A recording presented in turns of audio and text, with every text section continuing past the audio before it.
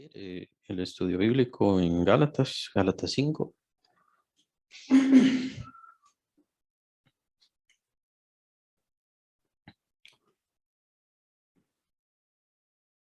En los versículos 20 y 21 terminamos de ver solo hicimos un repaso de las obras de la carne que menciona el apóstol Pablo. Dice envidias, homicidios, borracheras, orgías y cosas semejantes a estas. Versículo 21, acerca de las cuales os amonesto que ya os lo he dicho antes, que los que practican tales cosas no heredarán el reino de Dios. Y entonces entramos al versículo 22, en donde se encuentran los frutos del Espíritu Santo. Estos son 9 frutos, mas el fruto del Espíritu es amor, gozo, paz, paciencia, benignidad, bondad, fe, mansedumbre, templanza. Templanza, contra tales cosas no hay ley. Pues viendo de modo general, lo que nos damos cuenta es que son frutos. Esto quiere decir que lleva su tiempo. Es una especie de siembra que hace el Señor, o es el Espíritu Santo formalmente quien hace que crezcan estos frutos, que se desarrollen estos frutos adentro de nosotros. En cuánto tiempo Él lo sabe, de qué forma Él lo sabe. Nosotros simplemente tenemos que dejarnos llevar. Por otro lado, lo que vemos es que son todas cosas del alma, es cuestión de sentimientos, amor, gozo, paz, paciencia, benignidad, bondad, fe, mansedumbre y templanza. Y en cierto sentido, lo que tenemos que pensar es de que son cosas que, aunque conocemos, no las teníamos. Entonces no es cualquier paz, no es cualquier gozo, no es cualquier paciencia. No es una paciencia o el amor, por ejemplo, tal vez es el que más conocemos. Pues existe el amor a la familia, existe el amor, el eros, ¿no? Que es en los términos griegos. El término eros es el amor de una pareja. Creo que todos conocemos esos tipos de amor, pero aquí está hablando de otro tipo de amor, ¿no? Es el amor divino, es el amor de Dios del cual está hablando. Gozo, paz, paciencia, benignidad. Algunos tienen paciencia, otros no tienen paciencia. La benignidad, pues a veces la conocemos, a veces no. Y por supuesto vamos a ir poco a poco con cada uno. Y fe, si se dan cuenta, la fe es muy versátil. Es bien importante eso. Pues la fe, por fe venimos al conocimiento del Señor, por fe recibimos al Señor Jesucristo y somos salvos. Pero al mismo tiempo, la fe es un fruto. La fe es un fruto del Espíritu Santo.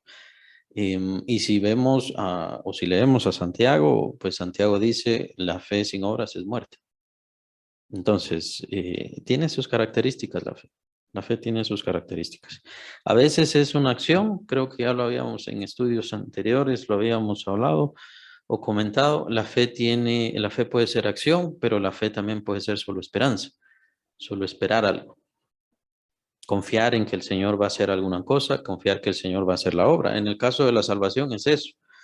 En el caso de la salvación, nosotros no hacemos ninguna obra, sino que lo que tenemos es una confianza, una esperanza, o sea, fe. Tenemos fe en la obra del Señor Jesucristo y que eso es más que suficiente para poder ser salvos. Pero el Espíritu Santo necesita que tengamos fe. El Espíritu Santo produce en nosotros el fruto de la fe, o uno de los frutos que es la fe. Entonces, ¿qué es lo que necesitamos? Mayor fe. Aunque el Señor, pues en los evangelios nos menciona cómo Él, o sea, nos indica, no es cuestión de una mayor fe o poca fe, aunque tuvieres fe como un grano de mostaza, dice el Señor, le podré decir a este monte, quítate, échate en la mar, y Él lo hará, ¿verdad? Pero en cuanto a las características de la fe, creo que lo importante es ver cuál es el propósito de Dios y que es muy versátil, no es simplemente una cosa cualquiera. Ya teníamos fe, de hecho la fe viene por el oír y el oír la palabra de Dios, entonces la fe es dada por Dios, es un regalo de Dios a sí mismo como lo es la salvación, diría yo. Es decir, en la misma palabra de Dios viene la fe para que podamos creer en la misma palabra de Dios, lo cual es bastante importante porque Dios mismo da la fe a través de su palabra, a través del mensaje del Evangelio da la fe para salvación y entraríamos a ciertas cuestiones de salvación ahí, pero da en esa misma fe, en esa misma palabra, perdón, la fe para ser salvo. No viene la fe entonces porque unos sí creían, sí tenían la fe, de alguna forma especial Dios les dio la fe desde antes y entonces por eso fue que creyeron o alguna cosa así, sino que en la misma palabra de Dios, en el mismo mensaje del Evangelio, viene la fe dada por Dios para que crean en el Evangelio. Si ellos no creen en el Evangelio, bueno, ya es de hecho culpa absoluta de ellos, pero Dios les está dando todo. Pero eso es en cuanto a las cuestiones de la fe. Ahora, ¿qué tipo de fe nos está hablando acá? ¿Para permanecer, para no permanecer, para terminar nuestra carrera como creyentes? ¿Será que a veces que necesitamos mayor fe para ciertas cosas? Bueno, todo eso lo vamos a ir viendo tal vez un poco más de cerca. Mansedumbre, templanza, contra tales cosas no hay fe. Mansedumbre y templanza. Bueno, la templanza es algo que casi no se conoce. Precisamente esa es la razón por la cual vienen y hacemos o cometemos las obras de la carne todavía, porque no tenemos templanza, o sea, autocontrol. La templanza es autocontrol. No nos controlamos a nosotros mismos, nos dejamos llevar y entonces hacemos todos los actos anteriores, desde el versículo 19 hasta el versículo 21. Buenas tardes, Mayor, y buenas tardes, Marisol. Estamos entrando al pasaje de los frutos del Espíritu. Es en Gálatas 5:22, por si tienen sus Biblias. Así que todos estos frutos, ¿de qué se tratan? Se trata de cambiar nuestro corazón, se trata de cambiar nuestra mente, se trata de cambiar nuestros pensamientos, de darnos diferentes pensamientos y obviamente si es por el Espíritu Santo. No estábamos hablando de un amor cualquiera, un gozo cualquiera, una paz cualquiera, sino estamos hablando de algo que tiene que ver directamente con Dios o los atributos, y mejor dicho, el carácter de Dios. Específicamente es el carácter de Dios, el que viene a nuestra vida y es eso lo que empieza a crecer. Es muy importante este pasaje. ¿Por qué? Porque el apóstol Pablo nos está hablando de que andemos en el Espíritu. Bueno, ¿qué quiere decir eso de andar en el Espíritu? Esa situación de andar en el Espíritu es una situación mística. Es una situación de oigo voces, tengo que oír una voz que me diga, tengo que hacer esto, tengo que hacer aquello. Es eso. De eso se trata el andar en el Espíritu o ver visiones, valga la redundancia. Recibir visiones, recibir ciertas revelaciones o nuevas revelaciones, nuevas cosas, como de hecho se está poniendo bastante de moda. Y hay que tener mucho cuidado con respecto a eso. Andar en el Espíritu, en primer lugar, es buscar los frutos del Espíritu y es decir, que el Espíritu Santo nos guía hacia esos frutos. Y es a través de esos frutos que se moldea el carácter del Señor adentro de nosotros. O nosotros nos vamos amoldando, por así decirlo, al carácter de Cristo. ¿Eso qué quiere decir? Que es a través del carácter de Cristo en nosotros que el Espíritu Santo nos guía para que andemos literalmente en andar en el Espíritu o cumplir eso que habla el apóstol Pablo, andar en el Espíritu. Entonces, los frutos del Espíritu, es decir, el carácter de Cristo, que son estas partes, estas 9 partes, crece adentro de nosotros para que estas mismas puedan guiarnos hacia lo que el Señor quiere, hacia la voluntad del Señor, hacia el deseo del Señor. El apóstol Pedro es el que escribe que si que nuestra paciencia tiene que ir creciendo. Esto nos da fe, eso nos da prueba y empieza a ser un acúmulo de características y que al final nos llevan al amor. El carácter principal que habla el apóstol Pedro es el amor y dice, si estas cosas permanecen en nosotros, no nos dejarán estar ociosos. Y quería señalar eso, es bastante importante. ¿Por qué? Porque pues nosotros decimos qué es lo que tengo que hacer, es en particular yo, en particular cada uno. El pastor me tiene que decir qué tengo que hacer, el profeta me tiene que decir qué tengo que hacer, o lo que decíamos, tengo que recibir voces y tengo que recibir cosas. Pues el apóstol Pedro dice que a través de la prueba, a través de las dificultades, viene fe, viene paciencia, vamos creciendo, etcétera, etcétera. Y todo esto se convierte incluso en amor fraternal y al final dice, llega el amor. Estas cosas no nos van a dejar estar ociosos. Entonces, tendríamos que acoplar el mismo pensamiento a lo que dice aquí el apóstol Pablo. Estos frutos del Espíritu Santo, si permanecen en nosotros y crecen en nosotros, no nos pueden dejar estar ociosos. Es decir, sin el trabajo del Señor, sin servir al Señor, sin cumplir lo que Él dice. No necesito entonces que alguien me esté diciendo o entrar a un proyecto, entrar a un programa, pertenecer a un programa especial de alguna iglesia o de algún acúmulo de iglesias y que me estén diciendo, o mucho menos que me estén pagando, sino que tiene que venir de mi corazón. Tiene que venir de mi corazón lo que yo quiero decir, lo que yo quiero hacer o lo que voy a cumplir.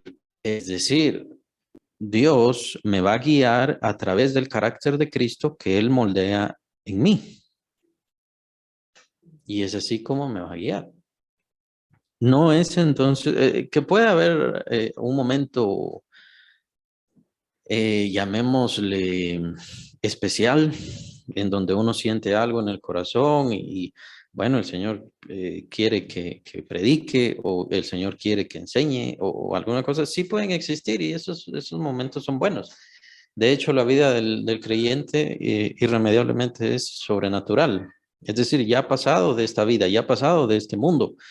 Las cosas de este mundo empiezan a ser transformadas precisamente por la luz de Cristo y esa es la idea, ese es el propósito. Pero el punto acá es que no hace falta estar esperando manifestaciones maravillosas, por así llamarles, para poder ser guiados por Dios, sino que es el carácter de Cristo que ha sido moldeado en mí a través del Espíritu Santo, si yo se lo permito, el cual me guía, el cual me dirige. Entonces todos los días, todo el tiempo está el carácter del Señor en mi corazón y entonces no puedo estar en paz, no puedo estar tranquilo, no puedo estar ocioso, tal como menciona el apóstol Pedro. Entonces, esto es muy importante. ¿Cómo voy a ser guiado entonces por Dios? ¿Qué es lo que Dios quiere de mí? Lo que Él quiere de mí, en primer lugar, es formar e ir formando su carácter en mí, en mi corazón, en mi vida, en mi mente, en mis pensamientos. Es por eso que es incompatible el hecho de ser creyente y no dejarse guiar por la palabra de Dios. Es incompatible el hecho de ser creyente y no querer ser guiado por Dios. Es ilógico. Es por eso que el ser creyente no es simplemente, bueno, ya eh, mis pecados son perdonados y por ende ya soy salvo. No, ¿viene a Cristo como su rey o no viene a Cristo como su rey? ¿Y para qué es ser el siervo del Señor Jesús? Es precisamente para servirle, para dedicarle a Él mi vida. No quiere decir con esto de que entonces dejo todo atrás, porque cada quien su condición. Cada quien su condición y cada quien su situación. Entonces el Señor quiere que le sirva en su trabajo sin importar cuál sea. Si trabaja en su casa, si trabaja afuera, si trabaja en un edificio o si trabaja en el campo, de todas formas el Señor quiere que le sirva ahí en ese lugar en donde está. Y quiere el Señor que le sirva ahí con su familia con la que está. Él no quiere que deje su familia y que se vaya a algún otro lado. Él quiere que le sirva ahí con su familia y de acuerdo a la situación, así es como, como el Señor quiere que le sirvamos. Entonces, el Señor no está recreando su vida en nosotros como la vida que tuvo acá en Nazaret. ¿Qué quiero decir? ¿Qué quiero decir con eso? O sea, por eso es que nosotros no tenemos que andar con túnica y andar con gaites, como anduvo el Señor, ¿verdad? No tenemos que asemejarnos en ese sentido. Vean los frutos a lo que se refiere. Los frutos a lo que se refiere es a lo que pienso, a lo que siento, al modo de vivir, a cómo actúo. Porque de acuerdo a mis deseos y sentimientos es así como actúo. Por eso nos habla de las obras de la carne anteriormente. ¿Qué quiere decir las obras de la carne? No es simplemente el sentimiento. es lo que yo hago. De acuerdo con mis concupiscencias, como dice Santiago, siento, deseo, anhelo, codicio, ¿no? Y entonces así actúo de mala manera. Entonces manifiestas son las obras de la carne. Entonces por eso el Señor quiere transformarme desde adentro. ¿Para qué? Para que entonces empiecen a manifestarse ya no las obras de la carne como lo que normalmente era, sino las obras de Dios. Es por eso que es ilógico tantas cosas. Que un creyente sea creyente y permanezca en idolatría, esas cosas yo no las entiendo, no me parece lógico, como cuando piensan que algún católico pueda tener el Espíritu Santo. Bueno, y si el Espíritu Santo está dentro de él, no le dice, tienes que salir, no le dice, esto es idolatría, no le dices, esto es incorrecto. Esto de creer en María, esto de creer en el Papa, esto de creer en todas esas cosas, eso de creer en María, pues mínimo es, si no es idolatría, que sí lo es, por supuesto, pues de todas maneras es espiritismo, porque le hablan a un muerto, eso es espiritismo, y eso es abominación, eso es abominable, eso es algo que Dios detesta con todas sus fuerzas, lo detesta. Entonces es por eso que yo no logro conciliar eso de que tengan al Espíritu Santo y que sí sean nuestros hermanos o sí puedan ser nuestros hermanos, cuando al mismo tiempo cometen idolatría, cometen abominación, cometen espiritismo y protegen, por supuesto, la abominación de todos los abusos, no solamente de niños, que es lo que aparece ahora, ellos abusan de las monjas muchísimo, por muchos siglos. Es una iglesia así, entonces yo no concibo que el Espíritu Santo esté ahí. Y con esto no queremos decir que odiamos a los católicos, no es cuestión de eso. O sea, ojalá que los católicos entendieran y es eso lo que queremos hacer. No me interesa hacer una discusión con los católicos. A ver si este traductor tradujo correctamente o si esta palabra indica esto. Es que sin remedio ellos no pueden ocultar, a no ser por su misma repetición, no pueden ocultar su idolatría, su espiritismo, su paganismo y todo lo que hacen. Y el problema es que la gente, engañan a la gente pensando que están sirviendo a Dios y es mentira. Y solamente la luz del Espíritu Santo puede entrar ahí en esas personas y entonces hacerles entender que esto no es lo correcto. Y es eso lo que quisiéramos que sucediera. Y es lo mismo con los pecadores. Es lo mismo con los pecadores. Manifiestas son las obras de la carne. ¿Qué quiere decir? Que el corazón está entregado a lo malo. Eso es lo que quiere decir. Y es por eso que como creyentes tenemos que dejarnos llevar por el Espíritu Santo para que Él llene nuestro interior, transforme nuestro interior, gobierne nuestro interior, para que entonces empiecen a manifestarse ya no las obras de la carne, sino las obras del Espíritu Santo, las obras de Dios, lo que el Señor quiere hacer. Que por cierto, esas obras son especiales, de acuerdo con Efesios. En Efesios se nos menciona que Dios ha preparado obras para que nosotros andemos en ellas. Pero estas obras son en Cristo, obras en Cristo, para que nosotros andemos en ellas. No es cualquier cosa. No es irle a dar pan a los hambrientos, que es bueno, por supuesto, no estoy diciendo que no, y que no es tampoco levantar una iglesia, que no es que sea malo, no estoy diciendo que sea malo, ninguna de todas esas cosas. Pero la carta de los Efesios nos menciona de que Dios ha preparado obras para que nosotros, cada uno de nosotros, andemos en ellas. Él tiene un camino, Él tiene un caminar, y a través de esas obras, cuando estemos ya delante de Él, podamos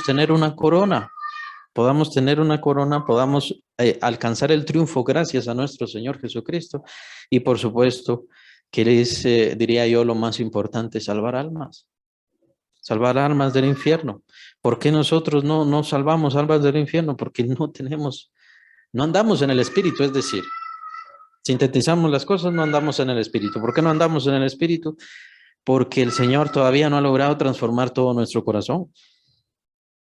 Y si transformara todo nuestro corazón, entonces, perdonen por la tos, entonces si manifiestas son las obras de la carne.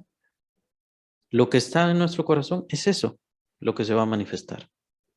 Y es eso, y es así como nosotros vamos a vivir y vamos a actuar. Entonces, es decir, una persona enojada, por ende, y habla de iras, acá el apóstol Pablo, las iras o los celos o las contiendas, ¿qué es lo que tiene en su corazón?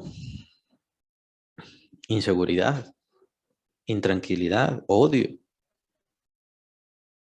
resentimiento.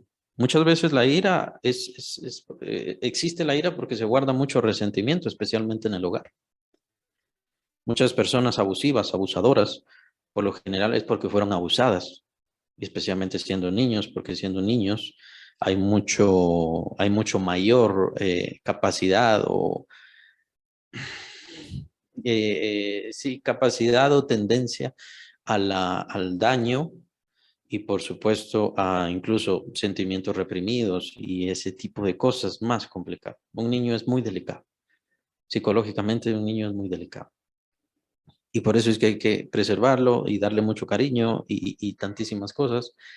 Guardarlo precisamente del temor en sí. Precisamente porque puede provocar estos sentimientos y puede provocar estos deseos. Debido a que estas cosas están en el alma y ahí se mantienen y ahí se mantienen. O también la Biblia menciona en Hebreos raíces de amargura.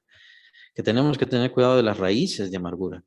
Raíces, vean qué importante es ese término. ¿Por qué? Porque entendemos que la raíz baja, baja, baja y agarra y se mete. No la vamos a ver, pero ahí está y es de donde se agarra el árbol. Y el árbol tiene su fuerza, tiene su fortaleza, puede resistir el viento, puede resistir el embate de cualquier cosa. ¿Por qué? Por la raíz. La raíz es la que lo mantiene seguro. Entonces, a veces esta amargura, a veces este mal, a veces este daño tiene sus raíces. Y son esas raíces las cuales el Espíritu Santo quiere trabajar. Y ese es el problema del creyente que cuando dice, bueno, yo como ya creí, pues ya estuvo, no necesito la iglesia, no necesito más palabra, no necesito más enseñanza, pero si, ya, entonces ya es perfecto, ya es perfecta. Ya el Espíritu Santo ya no necesita trabajar más en su corazón. Porque si es así, entonces está bien, se lo concedo.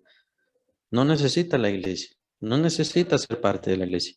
Pero si usted para nada tiene los frutos del Espíritu Santo, o no digamos si hay raíces de amargura en su corazón, tal vez soledad, tal vez, bueno, tantas cosas, tristeza, lo que sea, algún daño, alguna pérdida, pues necesita estar trabajando en su corazón y eso es precisamente lo que hace el Espíritu Santo. No es la iglesia, no es el pastor, es el Espíritu Santo a través del trabajo de la iglesia y a través, por supuesto, de la palabra de Dios. Ese es el propósito. Ese es el propósito, que el Señor trabaje en nuestros corazones y que dejemos de tener ese corazón carnal que solamente hace lo malo, para que podamos obtener el corazón, un corazón a la semejanza de nuestro Señor Jesucristo, precisamente para que empiecen a surgir todas esas obras, todos esos servicios, todo ese servicio que el Señor quiere que hagamos para Él.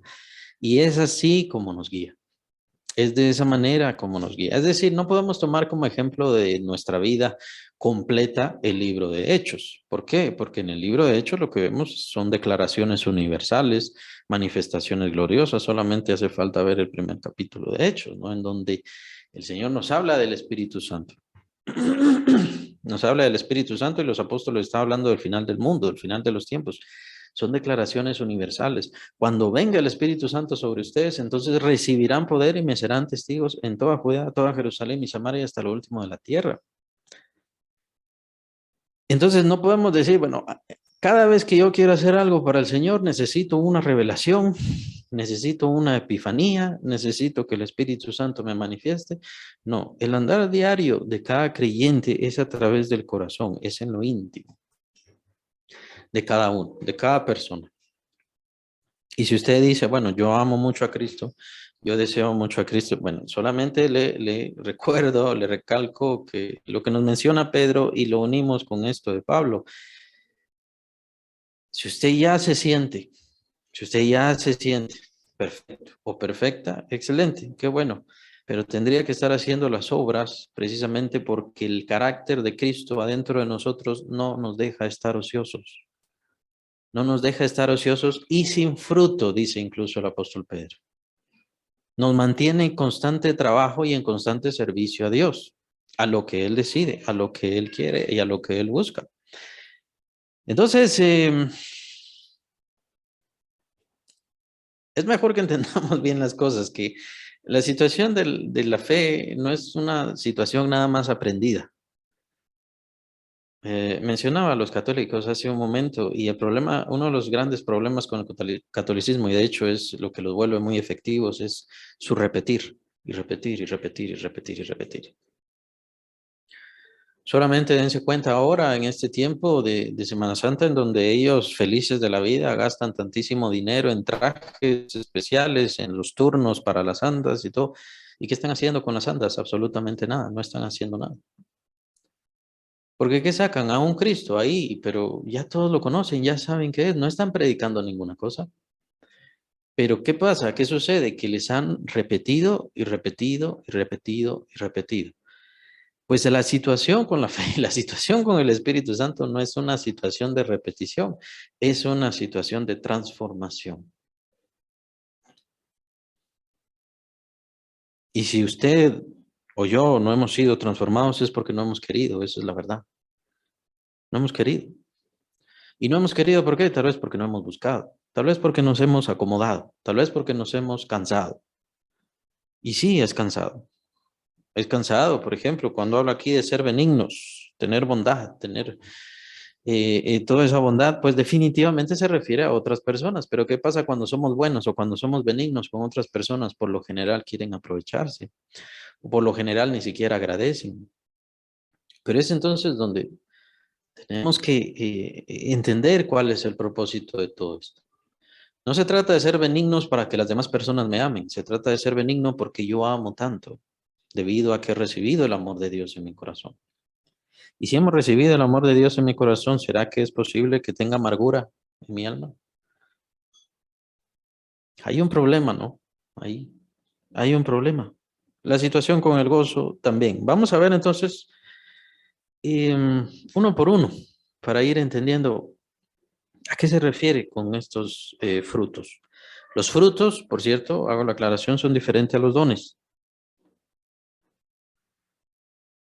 Están los frutos del Espíritu y están los dones del Espíritu.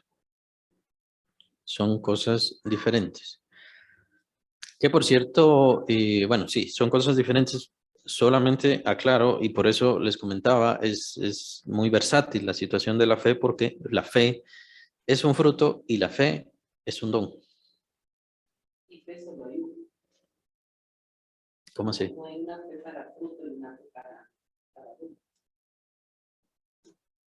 No, ahí estás hablando de otra cosa. Entonces, de hecho, es la única característica que tiene esas capacidades. Puede ser tanto un don del Espíritu Santo, tener una fe, tener esa fe como don y al mismo tiempo tenerla como fruto. Quiere decir cuando es fruto que va creciendo. Bien, pero vamos a dejar, digo yo, de último el amor. Pues al final es el más importante, tal vez el más claro para entender y para explicar. Y entonces iniciamos con el gozo. Hay unas versiones que lo traducen en alegría, pero a mí no me gustan esas traducciones o felicidad, porque entiendo que el gozo y la alegría em, son diferentes, son diferentes cosas. Y entonces estaba en, por si quieren anotarlo, está en Filipenses 3:1.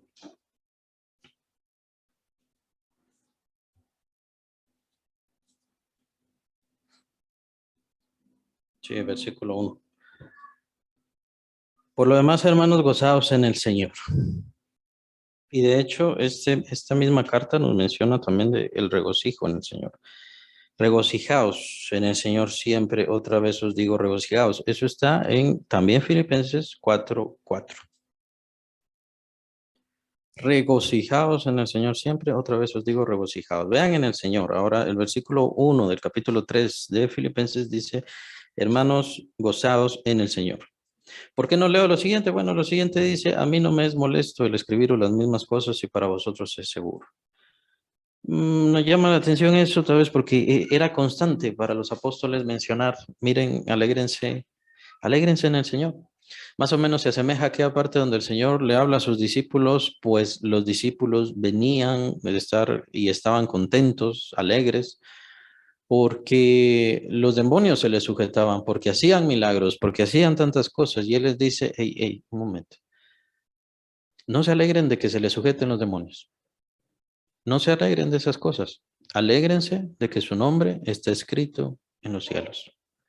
¿Y por qué? ¿Por qué razón genuina está escrito nuestros nombres o los nombres de los discípulos? Si hablamos en el contexto, estaba escrito en los cielos, pues obviamente por el sacrificio del Señor Jesucristo. Siempre es la misma razón. ¿Y de qué se refería el Señor Jesús? Se refería a la salvación, obviamente. Entonces, ¿qué quiere decir ese don? El don del gozo. El don del gozo. Y si lo unimos con estos pasajes y se los quería dar para que tuvieran un modo práctico, un modo práctico. Nosotros en este mundo, dice el Señor Jesucristo, vamos a tener aflicción. No queda de otra. Nosotros en este mundo vamos a tener aflicción. El apóstol Juan dice, este mundo pasa y sus deseos. Solamente el que hace la voluntad de Dios permanece para siempre. ¿Y qué quiero decir? Que en este mundo la felicidad que nos da o la alegría que nos da o cualquier placer que nos da es pasajero. Se va y se va a acabar. De hecho, se asemeja también al pasaje que nos menciona Salomón cuando dice, hay tiempo para reír, hay tiempo para llorar, hay tiempo para estar bien, hay tiempo para estar mal, para todo hay tiempo. Y de todo va a pasar. Entonces, quienes ríen hoy, mañana ya no van a reír. Quienes están bien hoy, mañana tendrán problemas. Eso es irremediable. Pues entonces, siendo la felicidad que nos da este mundo, o la alegría que nos da este mundo tan efímera, tan fugaz, tan inmediata, se desvanece. No es bueno que tengamos nuestra confianza y nuestra dicha y nuestra alegría puesta en las cosas de este mundo. Y con esto nuevamente no quiero decir de que sea malo tener cosas, que sea malo tener bienes o posesiones que nos puedan dar cierto agrado. Simplemente es entender la naturaleza y tomar una esperanza mucho mayor. Entender la naturaleza de este mundo significa que lo que hoy tenemos y lo que hoy, sin importar que sea, discúlpenme, pueden ser incluso hasta sus hijos, pero todo eso va a pasar, todo eso va a pasar. Puede venir una enfermedad, Dios no quiera, pero puede venir una enfermedad. Puede venir algún problema, o los hijos van a crecer, o los nietos van a crecer y se van a ir. Es normal, es elemental. Es cierto que va a faltar años para que eso suceda, pero irremediablemente va a pasar. Y entonces, ¿qué sucede? Que nos quedamos mal, nos quedamos con tristeza, nos quedamos decaídos, ya no sirvo para nada, ya no tengo ningún propósito, ¿verdad? O sea, he oído a muchas personas así sentirse, y los he visto, como sin propósito. ¿Por qué? Porque se les fue su razón de existir, que era, o su alegría, que eran esas personas o que eran esos seres, o incluso quienes pues ponen su alegría en las posesiones. Ya no pueden tener tanta posesión, ya no pueden cambiar el carro cada año, pues entonces ya son infelices, ¿no? O no consiguen cierto trabajo en especial.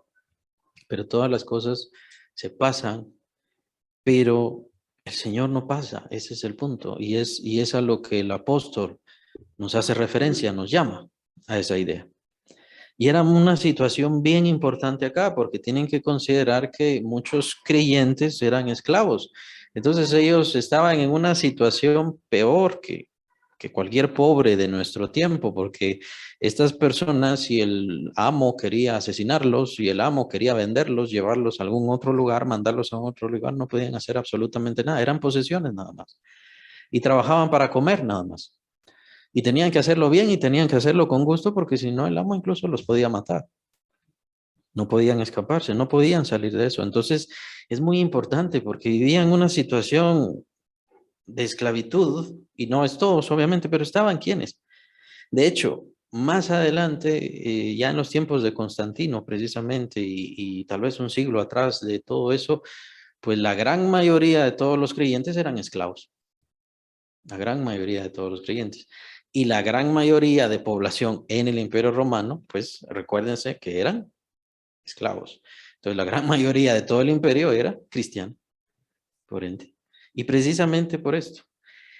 El cristianismo no les dijo no les dijo a los esclavos, miren, libérense, ya son libres. No les mandó a los gobernantes, ya, liberen a todos los esclavos y ninguna cosa. Algunos achacan eso, algunos señalan eso como un error del cristianismo o alguna cosa así. Y obviamente lo ideal es de que el hombre viva bien y lo ideal es que el hombre esté bien y el hombre esté en paz en todo sentido. De la misma manera es que lo ideal es que el hombre no tenga ninguna enfermedad. Lo ideal es que el hombre no tenga falta de absolutamente nada. Pero no sucede eso en un mundo que ha sido entregado al pecado y que Dios todavía no lo ha restituido. Entonces, debido a que el cristianismo vivía en un lugar lleno de maldad. O sea, recuérdense, en ese entonces existían los gladiadores, ¿no? La gente iba a los estadios a ver cómo uno le arrancaba la cabeza al otro, ¿no? Y eran felices haciéndolo. Era una situación bastante grave, ¿no? Bastante cruel en aquel entonces. Pero entre el cristianismo y el cristianismo les da esperanza.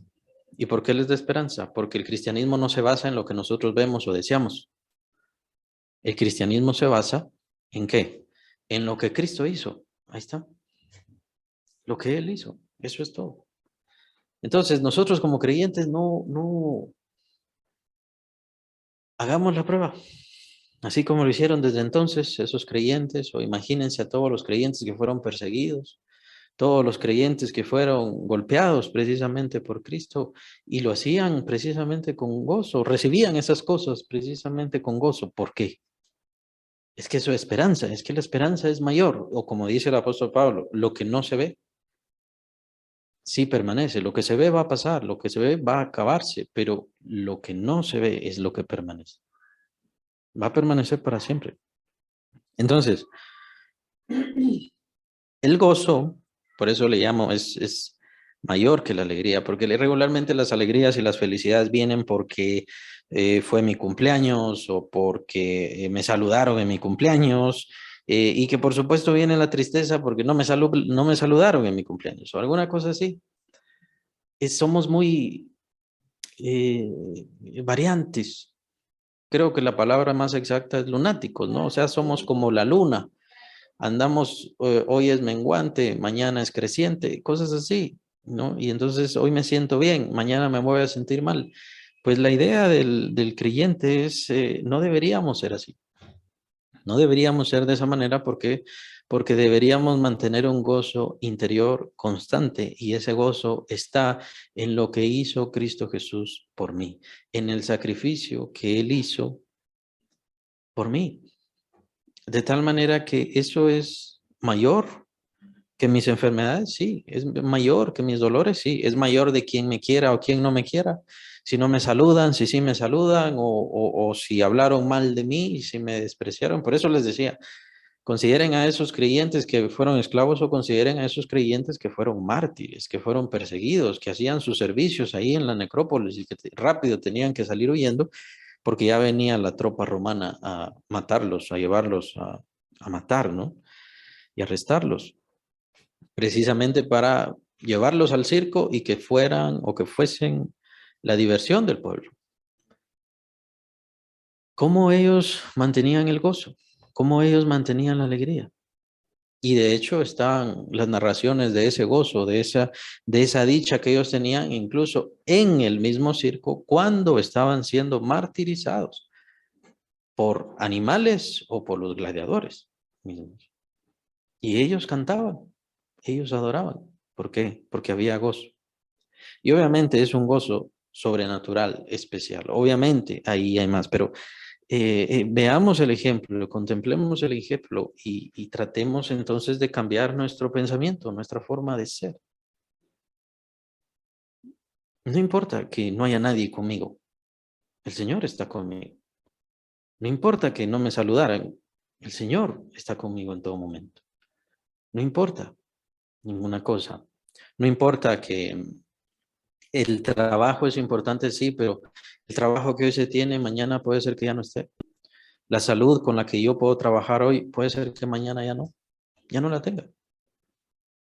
Y no es cuestión de que Dios es malo, no es cuestión de que Dios se enojara conmigo, no es cuestión de que Dios me está pagando o castigándome por mis pecados. Simplemente lo que hoy tengo, mañana muy probablemente no lo voy a tener. Entonces, ¿qué? Voy a ser infeliz. Voy a tener amargura en mi corazón. Es que ese es el problema cuando ponemos la esperanza o cuando ponemos nuestra confianza. Y aún más, eso es muy importante. ¿En dónde están poniendo ustedes su alegría? Vean que estamos explorando conceptos especiales, ¿no? Y nosotros ponemos nuestra esperanza de salvación en Cristo Jesús y su sacrificio. Pero ¿en dónde ponemos nuestra alegría?